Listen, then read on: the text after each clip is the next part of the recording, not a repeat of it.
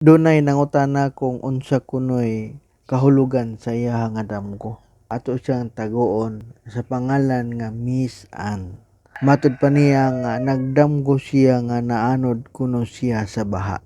Daghang salamat kanimo Miss Ann ug sa imong pagpadangat sa imong pangutana. Matud pa dire sa libro ni Professor Swami nga kung nagdamgo kang gianod sa tubig nga tin-aw, nagkahulugan nga makabaton kag maayong panglawas ug panginabuhi. Malinawon ang pagpuyo apan kung ikaw gianod sa lubog nga tubig o baha, kini nagkahulugan nga pagmatngon sa imong panglawas kay masakit ka. Unya mahugno usab ang imong negosyo. Kung doon na kamoy mga damgo nga gusto ninyong mahibawan ng kahulugan, i-comment lang sa ubos.